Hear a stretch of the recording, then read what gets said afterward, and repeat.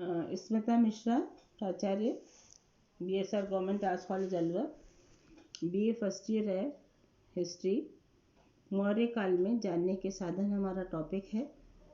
इसमें मैंने अपना ये पार्ट सेकंड लिया है और प्रथम भाग में मैं आपको डिटेल में अभिलेखीय साधनों के बारे में बता चुकी हूँ, जो स्तंभ लेख के रूप में, शिलालेख के रूप में, गुफा लेख के रूप में, बृहद अभिलेखों के रूप में हमें प्राप्त हुए हैं।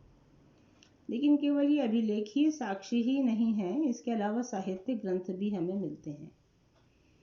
और साहित्यिक ग्रंथों में यदि मैं बौद्ध ग्रंथ का नाम लूँ तो बौद्धों ने दीपवंश, महावंश, दिव्यावदान, मिलिंद पन्हो, महाबोधि वंश, महावंश टीका, आर्यश्री, मंजूश्री, मूलकल्प आदि ये जो बौद्ध ग्रंथ हैं, इन सब में हमको मौर्य काल के बारे में जानकारी मिलती है।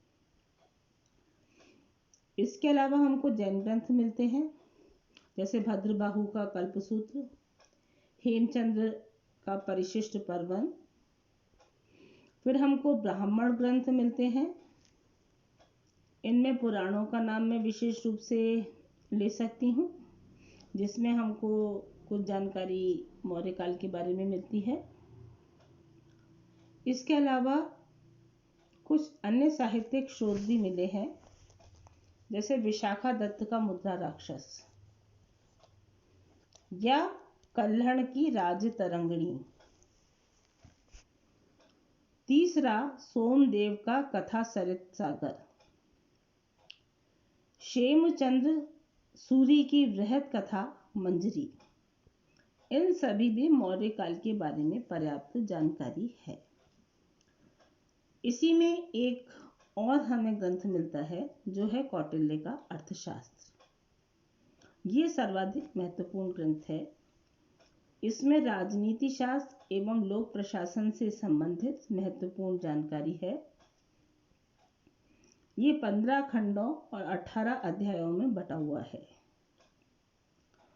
और इसकी जो लेखन शैली है वो संस्कृत के गद्य और पद्य दोनों में है। चंद्रगुप्त मौर्य व अन्य मौर्य शासकों का इसमें उल्लेख नहीं है, लेकिन इस बात के पर्याप्त साक्ष्य हैं कि चंद्रगुप्त मौर्य का प्रधानमंत्री या परामर्शदाता कौटिल्य था। अर्थशास्त्र में प्रस्तुत मौर्य प्रशासन का विवरण भी मेगास्थनीज की इंडिका से पुष्ट होता है। यानी कौटिल्य के अर्थशास्त्र में जो विवरण मिल रहा है वो यूनानी लेखक मेगास्थनीज की जो इंडिका नामक पुस्तक है उससे भी हमारा मेल खाता है। तो हम ये कोरिलेट करते हैं कि ये मौर्य प्रशासन का एक महत्वपूर्ण दस्तावेज है। तो हमने देखा अभिलेखीय साक्ष्य, साहित्यिक साक्ष्य। अब आता है आपका विदेशी स्रोत या विदेशी साधन। इनमें सर्वप्रथम सिकंदर के साथ अभियानों में आए हुए इतिहासकार थे। इनके अगर मैं विवरण को संक्षेप में बताऊं तो ये इतिहासकार थे नियार्कस, अरिस्टोबुलस, ओनोस्क्रिटस,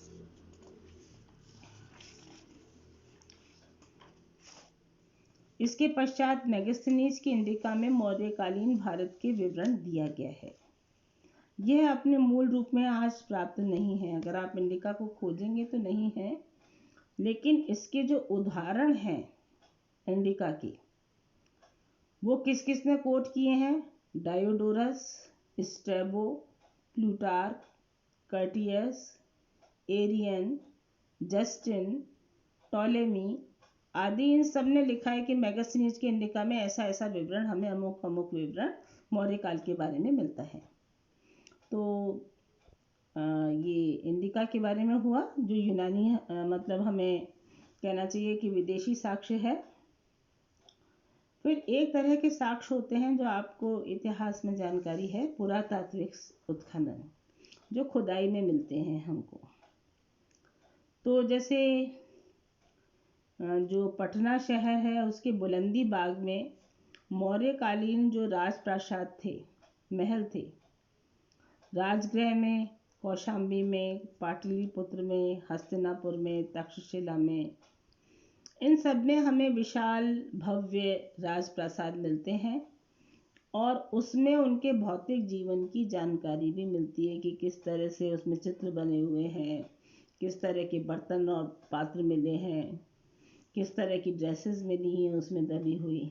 तो उत्खनन में तमाम तरह का हमको मटेरियल मिला है जिससे हमें पता चलता है कि उनका कैसा जीवन रहा होगा।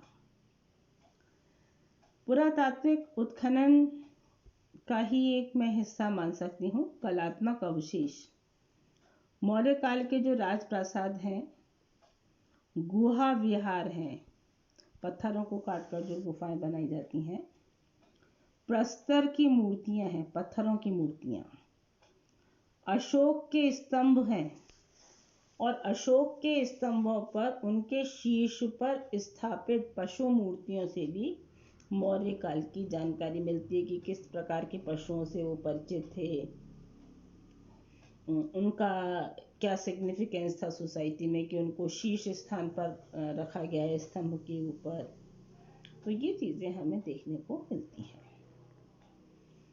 आप भारतीय इतिहास को पढ़ रहे हैं और आपने देखा होगा कि मुद्राएं भी जो हैं वो बहुत ही महत्वपूर्ण साधन होते हैं किसी भी काल को जानने के।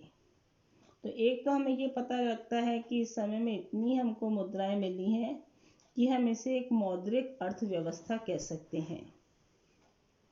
इसमें रजत की मुद्राएं, चांदी की मुद्राएं, समस्त भारत में जिनकी पहचान आहत या पंचमार्क मुद्राओं से की जाती है।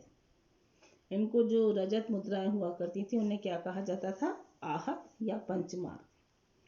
इन पर किसी न किसी शासक का नाम लिखा मिलता है कि किस शासक ने कौन सी मुद्रा चलाई। इसके बारे में हमको शासक वर्ग के बारे में जानकारी मिलती है।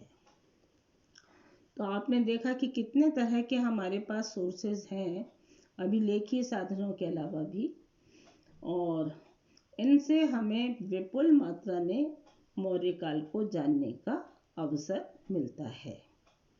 तो इसी पर आज का आपका असाइनमेंट है, मौर्य काल को जानने के अभिलेखीय साधनों के अतिरिक्त और कौन कौन से साधन उपलब्ध हैं।